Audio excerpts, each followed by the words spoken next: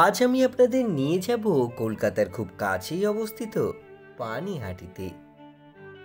হাওড়া থেকে মাত্র 5 টাকার বিনিময়ে ধরে নিলাম একটি লোকাল ট্রেন। কিছুক্ষণের মধ্যেই নেমে পড়লাম কন্যাগড় স্টেশন। স্টেশনের ফুটওভার ব্রিজ ক্রস করে ধরে নিলাম একটি টোটো। ভাড়া পড়লো মাত্র 10 টাকা। 10 মিনিটের মধ্যেই পৌঁছে গেলাম ফেরিঘাট। টিকিট কাউন্টার থেকে কেটে নিলাম একটি টিকিট। ভাড়া পড়লো 8 টাকা। তারপরেই তড়িঘড়ি উঠে পড়লাম ফেরিতে। হুগলি নদীর বুক চিরে এগিয়ে চলল আমাদের ফেরি। নদীর জলের দুলুনি এবং স্বচ্ছ বাতাস আমাকে একটু তন্দ্রাচ্ছন্ন করে তুলেছিল। কিছুক্ষণের মধ্যেই ফেরি এসে পানিহাটি ঘাটে নোঙর করল। আমরা নেমে পড়লাম। এখানে থাকা সমস্ত টুরিস্ট স্পটগুলি খুব কাছাকাছি হওয়ায় পায়ে হেঁটে অনায়াসেই দেখে নেওয়া যায়।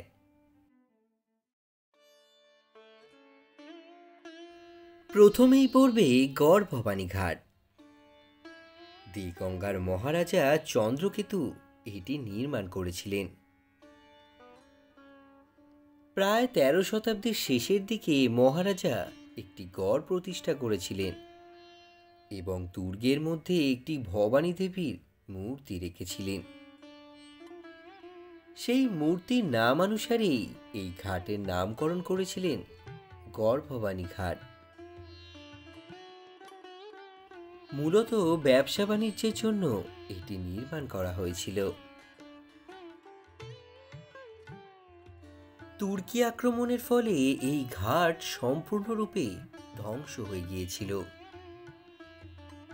আজও তার ধ্বংসাবশেষের চিহ্ন চারিদিকে দেখতে পাওয়া যায়।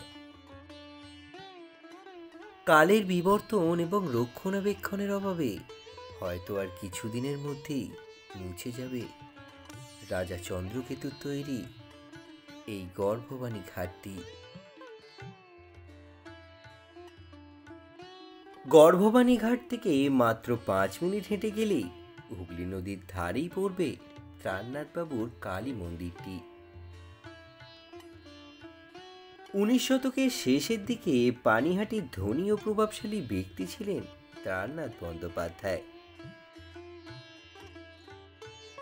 পাটের ব্যবসা করে প্রভূত ধন সম্পদের মালিক হয়েছিলেন।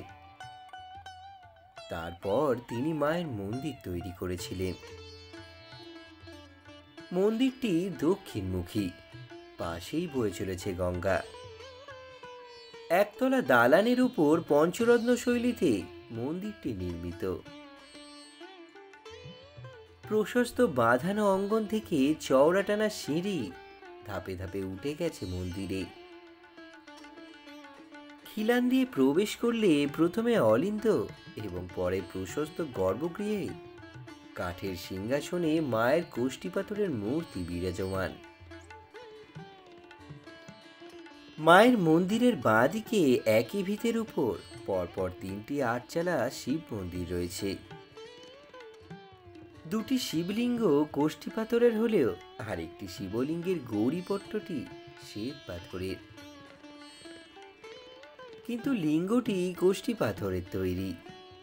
সচরাচর এরকম শিবলিঙ্গ দেখা যায় না। মন্দিরে আরও দেবদেবী রয়েছেন, তারাও পুজো পান। মায়ের সিংহাসনটি এককালে রূপোর ছিল। 1975 সালে রূপোর সিংহাসনটি চুরি হয়ে যায়। পরবর্তীকালে আবার নতুন করে কাঠের সিংহাসনে মায়ের মূর্তি প্রতিষ্ঠা করা হয়। মন্দিরটি মা ভবানীর মন্দির বলে পরিচিত থাকলেও ত্রাণনাথ বাবুর কালী মন্দির নামে বেশি পরিচিত।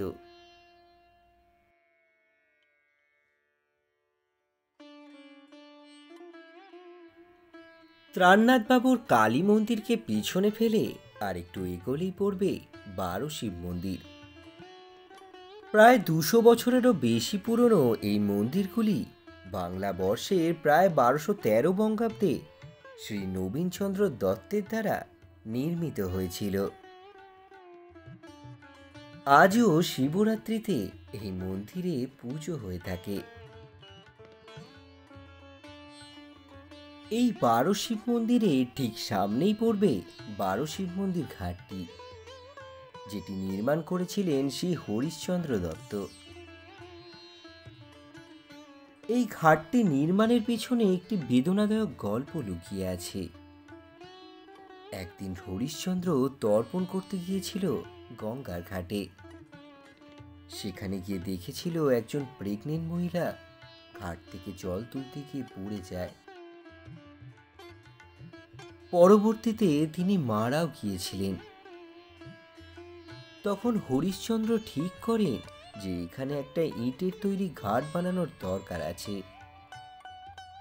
যাতে আর কোনোদিনও প্রেগনেন্ট মহিলাদের কোনো অসুবিধা না হয়, তারা খুব সহজেই এই ঘাটটিকে ব্যবহার করতে পারে।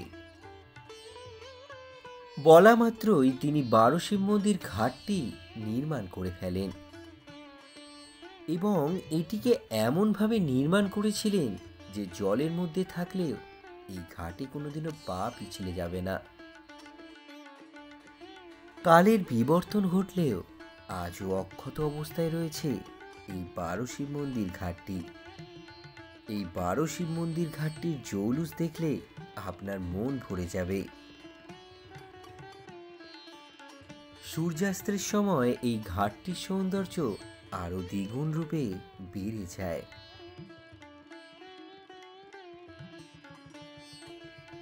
12 শিব মন্দির ঘাট থেকে কিছুটা এগোলেই পড়বে ত্রাণনাথ বাবুর বাড়ি। এই বাড়িটির বয়স প্রায় 250 বছর। ত্রাণনাথ বাবু ছিলেন পানিহাটির ধনী ও প্রভাবশালী ব্যক্তি। পাটের ব্যবসা করে প্রভূত ধন সম্পদের মালিক হয়েছিলেন এবং বানিয়েছিলেন একটি প্রাসাদ, যার অন্দরে ছিল একটি দুর্গা দালান, যেখানে প্রতি বছর দুর্গা পুজো হতো। অনেক দূর দূরান্ত থেকে মানুষ ছুটে আসতো এই দুর্গা পুজো দেখার জন্য। এমনকি বিদেশি ব্যবসায়ীরা পর্যন্ত এই দুর্গা পুজোয় অংশ নিত। 4 দিন ধরে চলতো পুজোর নানারূপ আয়োজন এবং জাতি ধর্ম নির্বিশেষে প্রীতিভোজ। এই 4 দিন ধরে চলতো যাত্রাপালা। গ্রামের মানুষ তা দেখার জন্য ভিড় করতেন।